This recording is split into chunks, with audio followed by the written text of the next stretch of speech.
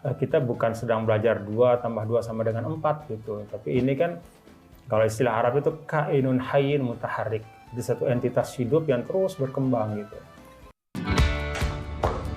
Halo, ternyata jadi. Dengan ini dia lembab.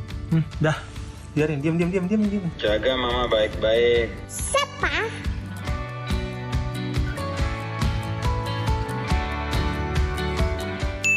Kan Tuan Guru hafiz ya. Anak-anak ini juga nanti akan dituntut menjadi hafizah juga nggak, atau biar mengalir aja itu gimana? Prinsipnya saya ingin mereka itu cinta kepada kitab suci. Karena kan Al-Quran kitab suci yang memang kalau bahasa Allah kan hudan linnas, yang menjadi petunjuk. Jadi itu menjadi cahaya kehidupan. Masalah menghafal ya, kalau bisa menghafal alhamdulillah. Dan mereka semua berproses saja gitu. Saya tidak ingin juga itu jadi beban gitu, Mas Kati. Kalau nggak salah setoran ayat gitu tiap hari. Ayat. Ya, mau ini Kaza sama Dewi setoran nggak sih? Nah, coba baca ini. Qad sami Allah. Coba bismillah. Sami Allahu qawlan lati tujadiluka fi zawjiha wa tastaki ilallah wallahu yasma'u tahawurakuma innallaha sami'un basir. Allazina yuzahiruna minkum min nisa'in summa ya'uduna nuhu'an wa yatanajawna bil ismi wal udwani wa ma'siyah. Ayat pertama ya benar, tapi ayat keduanya itu melompat-lompat. Sekarang Bapak coba sambung tabarok, coba tabarok 29. Tabarakalladzi biyadihil mulku wa huwa ala kulli syai'in qadir. Sambung. Ini ayat lagi. Sambung. Allazi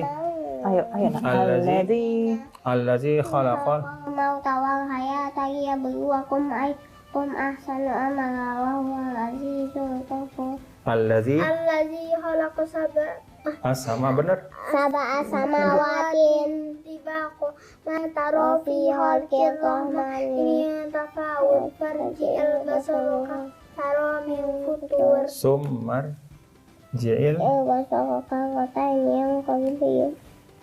Basaru khasi'ah wa huwa hasi. Jadi ayat yang dibaca itu tadi zayyana sama ad-dunya bimasabiha wa ja'alna harujuman lis-sayatin. ayat-ayat yang dibaca tadi itu isinya tentang kemahakuasaan Allah. Walaqad zayyana as-samaa'a dunya bimasabih. Allah hiasi langit-langit itu dengan lampu-lampu. Lampu itu apa maksudnya? Bintang-bintang. Jadi zayyana jadi indah. Bagi kita bintang, sedangkan bagi dia Allah hanya lampu kecil. Jadi langit itu jadi indah, kita bisa menikmati keindahan. Dan juga bintang itu punya fungsi untuk memberikan arah, terutama orang-orang zaman dulu dengan melihat bintang dia tahu ini arahnya di mana.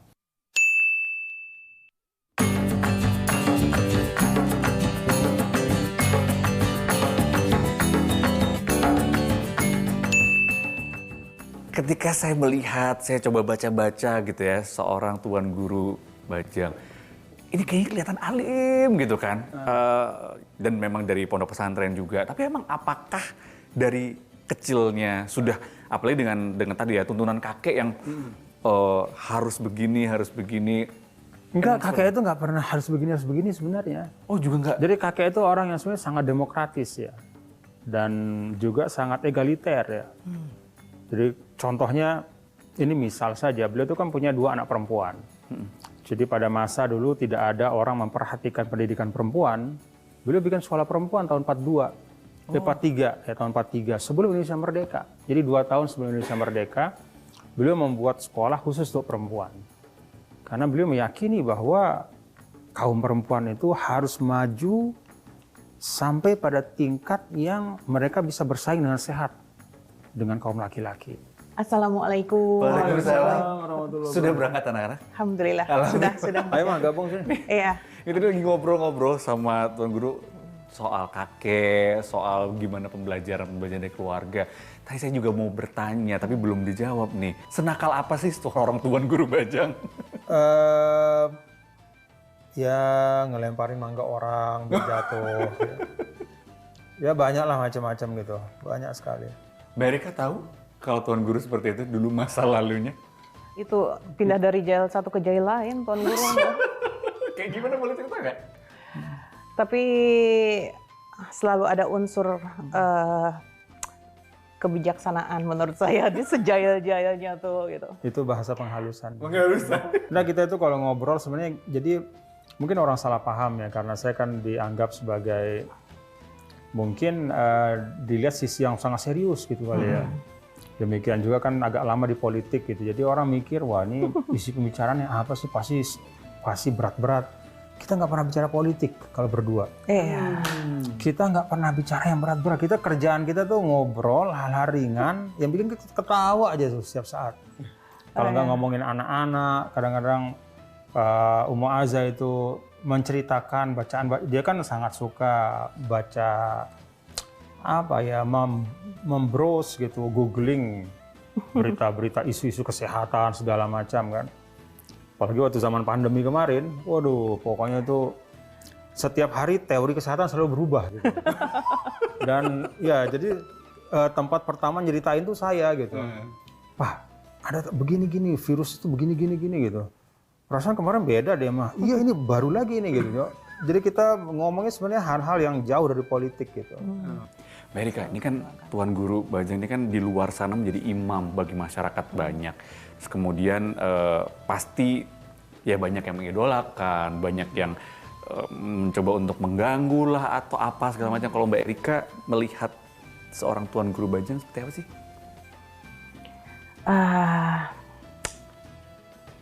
Saya ngelihat Tuan Guru Bajang ini dan saya syukuri itu gitu ya.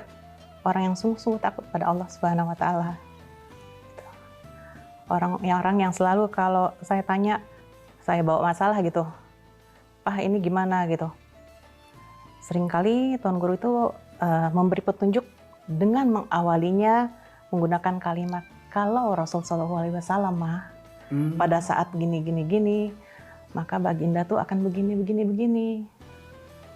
Itu kesyukuran saya. Jadi saya tahu kompas saya apa gitu. Ini kan banyak sekali ya ilmu-ilmu yang didapatkan oleh Tuan Guru Bajang selama hidup sampai sekarang. Ini diamalkan kepada anak, kepada istri dan juga keluarga. Ini juga dibagi juga nggak sih buat untuk masyarakat lewat apa? Ngajar juga ya kalau nggak salah ya? Iya selalu ngajar memang. Jadi bahkan pada masa dulu ketika berkhidmat sebagai gubernur juga 10 tahun tetap ngajar. Oh itu masih tetap ngajar? Tetap ngajar ya. Ngajarnya memang enggak setiap hari, tapi tetap ngajar minimal sebulan sekali atau bahkan lebih sering dari itu, 2 minggu sekali atau bahkan seminggu sekali kalau memang sedang luang. Saya biasanya ngajar di Mahat atau di IH. Hari ini ada jadwal ngajar? Iya, insya Allah ya ada. Oh, boleh ikut saya? Boleh. Boleh ya? Iya. Oke. Boleh, menarik sekali. Langsung nih. Iya, Pancor boleh. berarti posisinya di mana ya? Pancor itu Lombok Timur, sekitar Lombok 1,5 jam dari sini ya. Nah, jadi penasaran nih, gimana kalau Tuan Guru Bajang ngajar? Kita akan ke Pancor, Lombok Timur. Ya, Pancor Lombok Timur. Oke, jangan kemana-mana, tetap di Point of View. Allahumma sholli ala sayyidina. Allahumma sholli. Kan Tuan Guru menyentuh kepala. Ya itu tradisi mendoakan santri-santri. Semoga Allah membuka hatimu untuk mendapatkan ilmu yang baik.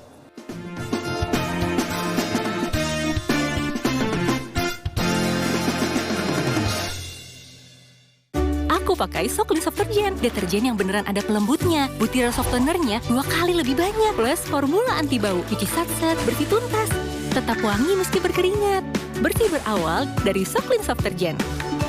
Wingscan. Bumbu kaldu sedap baru. Ini bumbu kaldu first class taste dari daging asli. Melalui proses slow cook, hasilkan kaldu keemasan. Masak enak, jadi effortless. Sedap. Semua approve. Bumbu kaldu sedap beli 2 ekstra 1 dari Wings Food. Formulanya update terus. Sabun cuci nomor 1 sepanjang masa. Makin lope sama varian baru. Krim ekonomi siwa. Wajib pakai krim ekonomi. Bersihnya jempolan, kotoran dan kuman, minggat. Wingscare. Gue harus coba cari tahu gimana caranya supaya gue bisa nolong bokap gue. Lu itu harus lidikin Tony Hadiwiguno. Mereka ini sebenarnya mafia. Lebih gampang masuk lewat anaknya dibanding bapaknya. Kusut Sempet nggak ya? Pakai aja Rapika Biang Luxury Collection baru. Pakai licin seketika, wanginya mewah, bebas kusut. Wangi tahan lama hingga 7 hari. Rapi langsung satset dengan Rapika Biang Luxury Collection baru. Wingscare. Karnaval SCTV Madiun siap diberiakan oleh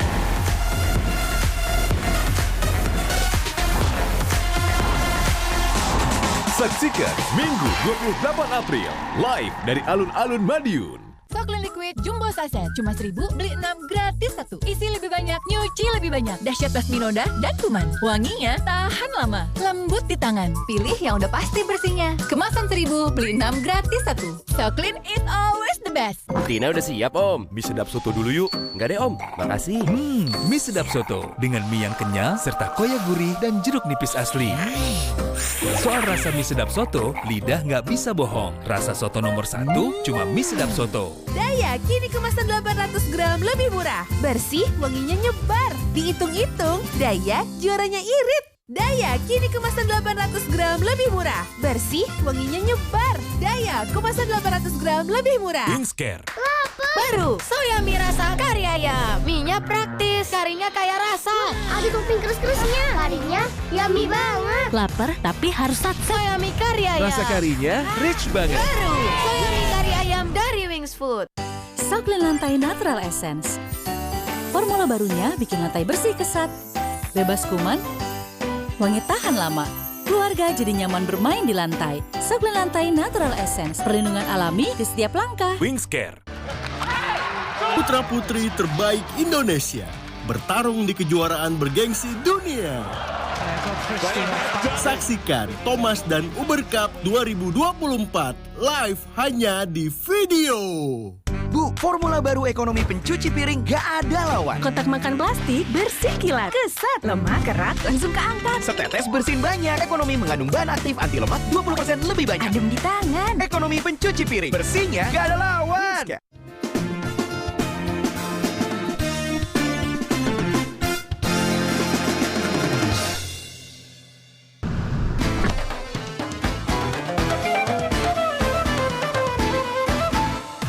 Allahumma sholli ala sayyidina. Allahumma sholli ala sayyidina.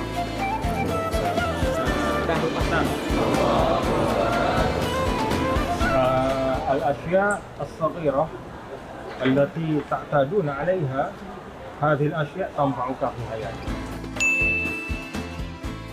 Assalamualaikum. Misi ya. Aduh. Saya penasaran, ini kita lagi ada di pondok pesantren namanya Darun Nahdlatain. Darun Nahdlatain itu rumah dari dua Nahdlath. Nahdlath yang pertama sekolah laki-laki namanya Nahdlatul Wathon Diniyah Islamiyah. Nahdlath yang kedua sekolah perempuan namanya Nahdlatul Banat Diniyah Islamiyah. Apa sih yang menjadi alasan Tuan Guru? Ini juga mungkin selain karena dari turun-temurun ya, concern soal pendidikan. Pendidikan itu alat mobilitas vertikal yang terbaik dalam kehidupan. Artinya dengan pendidikan siapapun yang punya latar belakang apapun bisa mengakses ruang-ruang publik, ruang-ruang perkhidmatan ya dengan lebih fair. Jadi kalau pendidikan itu kan tidak lagi melihat siapa anak siapa, ya, latar belakangnya dia orang tuanya kayak apa, tapi betul-betul pencapaian akademik. Dan itu menurut saya satu sistem sosial yang sehat. Pendidikan seperti apa yang diterapkan di pondok pesantren ini? Kalau yang utama sebenarnya pondok pesantren itu kan yuzawid at-tullab bil qiyam. Jadi dia membekali para pelajar itu dengan tatanan nilai. Itu yang paling utama. Nah, tatanan nilai itu yang pertama ya tatanan nilai keagamaan, yang kedua tatanan nilai kemanusiaan, lalu yang ketiga tatanan nilai kalau di sini adalah kebangsaan. Jadi 3 tatanan nilai itu ditanamkan kuat-kuat. Banyak sekali masyarakat yang berharap sekali anak ini bisa jadi lebih baik gitu masuk ke. Semua orang tua berharap. Pasti. Ketika dimasukin ke pendidikan pondok pesantren seperti itu, harapnya akan lebih baik lagi. Tapi ternyata banyak yang menyalahgunakan. Nggak banyak lah Mas. Nggak banyak, ada lah ya beberapa. Okay. Ada fenomena mulai begitu. Caranya agar orang-orang tua ini biar nggak salah pilih harus blend apa aja? Tadi kan sempat juga disebutkan ya, Iya, silsilah. Ada yang lebih mudah nggak? Biar lebih gampang ketika dia pertama yakin nih, nggak bener, yang ini bener gitu. Yang pertama, orang tua harus lebih mau menyisihkan waktunya untuk mencari lembaga pendidikan yang baik. Ya jangan cuman menyisihkan waktunya untuk apa? Untuk mencari pekerjaan misalnya kan, ngelamar sekian lama gitu. Tapi buat pendidikan anak-anak sembarangan. Jadi orang tua harus mau untuk bereffort lah, itu yang pertama. Yang kedua, secara gampang mungkin melihat afiliasi dari pondok pesantren itu. Kalau pondok pesantren itu misalnya bernaung di bawah organisasi Islam yang memang kredibel, misalnya NU, Nahdlatul Ulama, atau Muhammadiyah, atau misalnya di sini NWDI, atau yang lain Al-Wasliyah, atau Darul Dakwah wal Irsyad di Sulawesi, nah berarti insya Allah pesantren itu baik. Gitu. Kemudian yang ketiga, kalau lebih dalam lagi, lihat al-mutakharijin, yaitu para alumninya. Kalau alumninya itu memang orang-orang yang terbukti bisa berkhidmat dengan baik di tengah masyarakat gitu, melahirkan guru-guru yang baik, misalnya pendidik, itu menunjukkan bahwa pesantren itu baik. Gitu. Jadi sebenarnya banyak hal lah.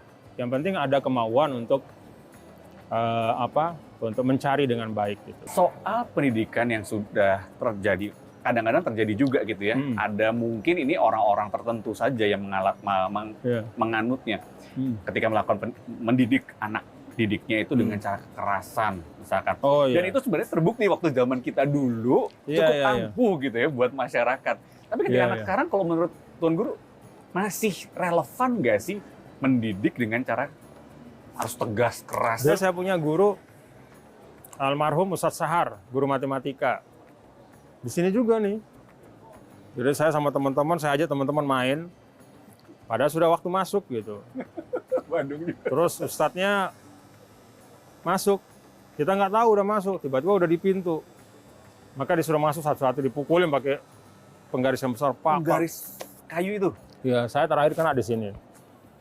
Sakit gitu, tetapi bagi saya itu berkah. Berkah? Ya.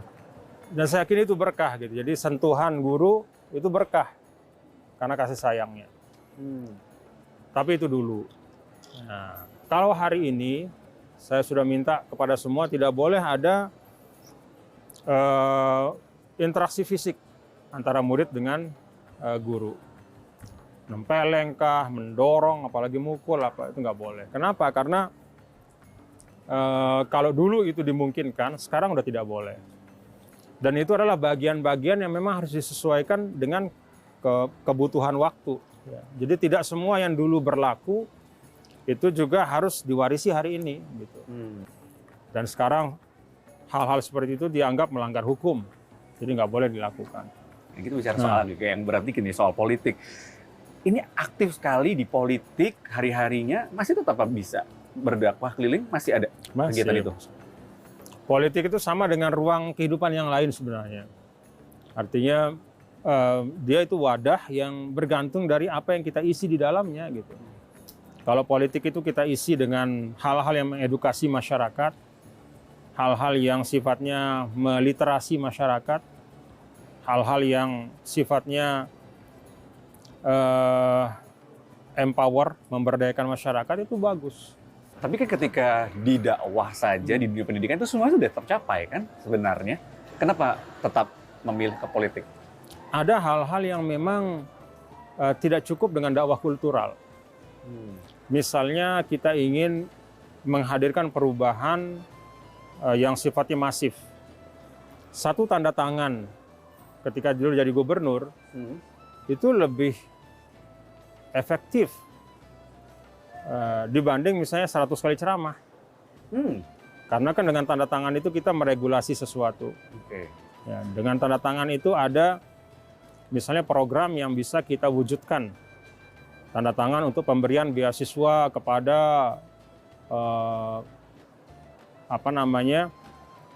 kepada anak-anak NTB yang berprestasi untuk masuk ke fakultas kedokteran. Dengan tanda tangan itu bisa terwujud.